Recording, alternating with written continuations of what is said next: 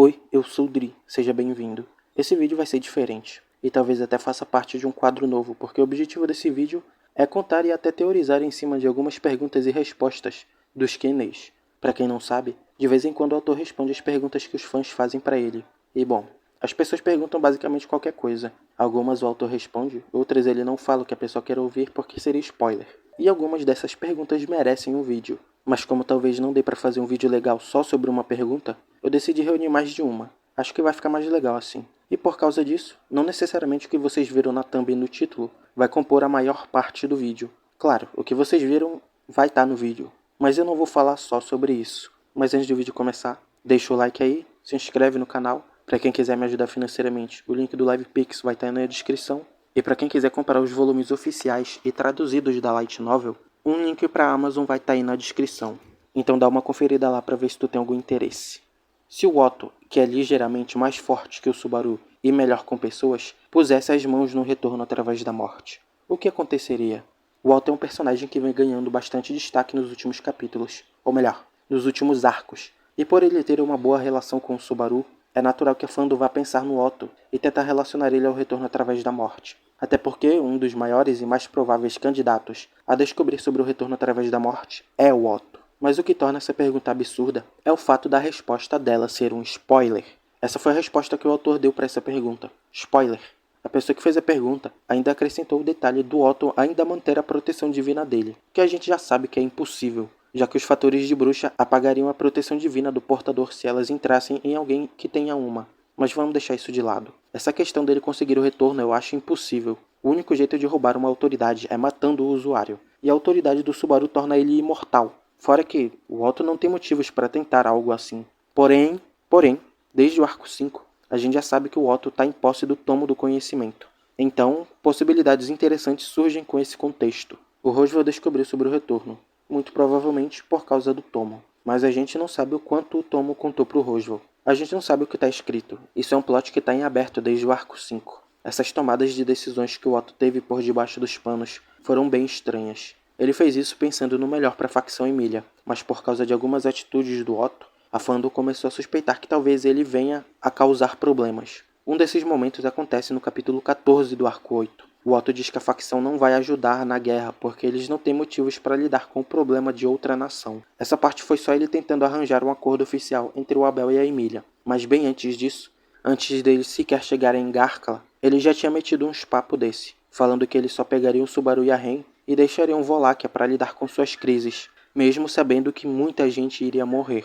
Obviamente a Emília e mais outros foram contra, mas ele estava sério quanto a isso. Ele realmente achava que deixar geral para morrer era a melhor saída. Enfim, o Otto não vai ter o retorno, mas ele vai ter um meio de saber sobre o futuro. Eu consigo ver o Otto ficando bem perto de se tornar alguém como o Roswell, nesse arco até.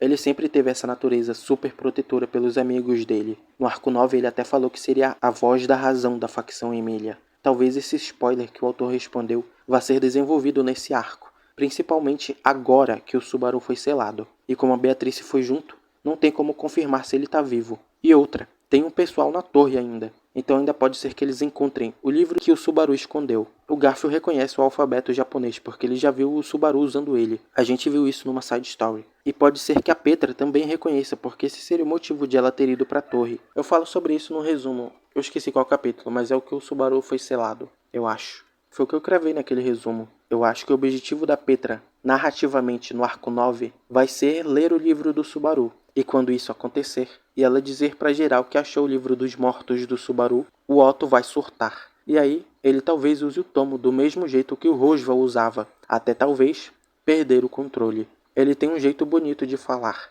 mas por que ele fala assim? Falando no diabo?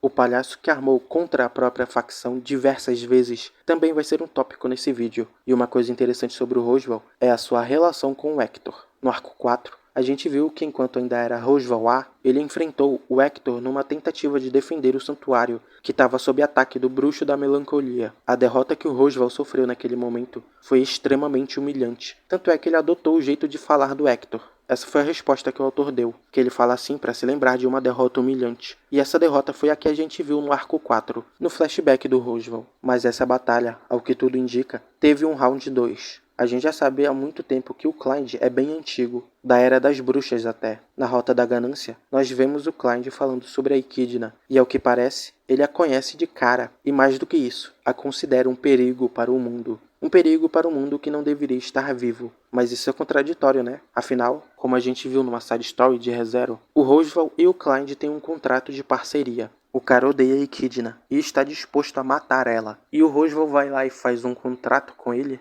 Eu sei que o Roswaal é meio cínico e faria de tudo pelo objetivo dele, mas se aliar a alguém que pode ser um problema no futuro, tudo bem que ele se aliou ao Subaru, que já é alguém problemático, e também não quer saber da Equidna viva causando problemas. Mas o Subaru é um caso especial. Beleza. O Roswaal e o Clyde têm um contrato de parceria. Mas por que eu tô falando tudo isso? É simples.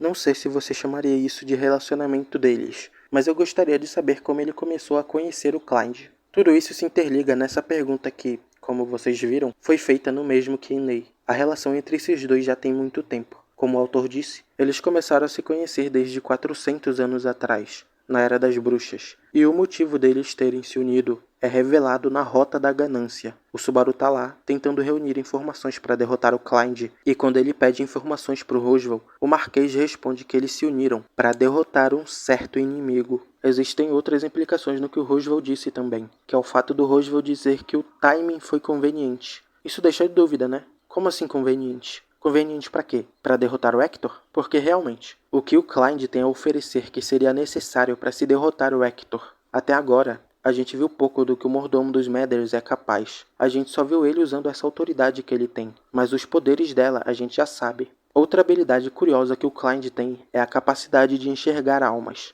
Essa habilidade destoa muito dos poderes da autoridade do Clyde. Os poderes que a gente já sabe que são da autoridade da melancolia são a aplicação de gravidade, como a gente viu em Irmãos de Ouro, que tem vídeo aqui no canal, e o teletransporte. Ele também é capaz de fazer um pedaço do alvo desaparecer. Mas isso eu acredito que seja mais uma outra aplicação do teletransporte. Uma aplicação mais ofensiva. A autoridade dele parece mais um controle espacial, totalmente não relacionada com a alma das pessoas. Partindo do pressuposto de que essa habilidade seja do Clyde mesmo, e não uma autoridade, não se sabe até que ponto isso seria útil. Porque, de novo, que perigo o Clyde teria a oferecer para o cara que tem uma barreira impenetrável? Mesmo se o Aldebaran usasse o Alchemaque nele, isso não funcionaria porque teria uma barreira que impediria o Aldebaran de alcançar o Hector. Então o Roswaal, sendo capaz de criar algo similar ao Alchemaque, também não adiantaria. Então o que seria crucial para derrotar o Hector tem que estar no Clyde. Mas o que será que é?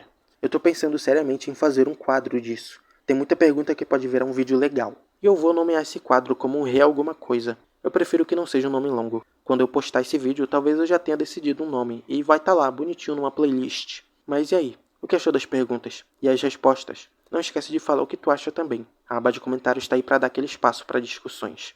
Vocês também podem mandar as teorias de vocês. Quem sabe elas até não viram um vídeo aqui no canal. Enfim, não esquece de deixar o like, de se inscrever no canal e de conferir os links na descrição. Espero que tenha gostado do vídeo. Muito obrigado por ter assistido do início até o final. Valeu, falou e nos veremos em breve.